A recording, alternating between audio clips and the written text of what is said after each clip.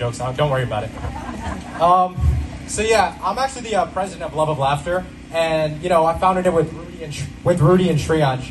And when we first founded our organization, we were looking for like ways to get out there, get noticed, get recognition, and eventually we stumbled upon like Deborah's email, and we decided to contact her. And we were like, hey, we explained what we were doing, and then she emailed us back, and she's saying we want to have a business meeting. And that sounded very exciting, but we're 17, and we didn't know what a business meeting was. So yeah, we all got really dressed up, and like we did our best. But like Rudy over there, he's like very, very interested in business. Like that's like what he wants to do. So we go there to the business meeting, and we have like nice dress shirts on and everything. And they take us to. They're like, "Do you guys want water?" I was about to say no, out of like to be polite. And Rudy goes, "Yes, please." And I was like, "Okay." So they give us the water. They put us in a room. We're waiting for Deborah. And then Rudy goes, "I read online to never decline a beverage in a business meeting. It's a power move." I was like, "That's great, but we don't really have any power." He goes, "No, but we have water." So yeah, I mean, when we first started out, we're performing in nursing homes, and like that was like our thing. And before our first show, I didn't really know what the difference between like a nursing home and a retirement home, I didn't really know what it was. And I did some research, and this is my understanding. A nursing home is for someone with like an illness that like needs like 24-hour care and like, needs like help to like stay around the clock. And a retirement home is for people whose kids hate them.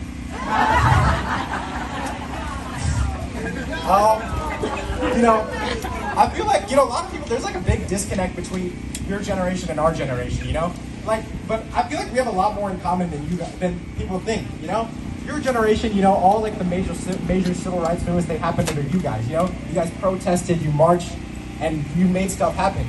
For us, whenever we have a problem, we get on Twitter and we complain about it until things go our way. We're just as determined as you guys. And, thing is, like the high school like dating game has changed like a lot from your generation to our generation, And like I saw this like with one of my friends who had a crush on a girl, and he said, Sanjay, every time you're around this girl, I want you to talk me up, okay? Every time you're around her, like hype me up. So like every time I was around this girl for like the next like 6 months, I used to be like, what's that, Alex? You can do 600 push-ups in a row? That's insane.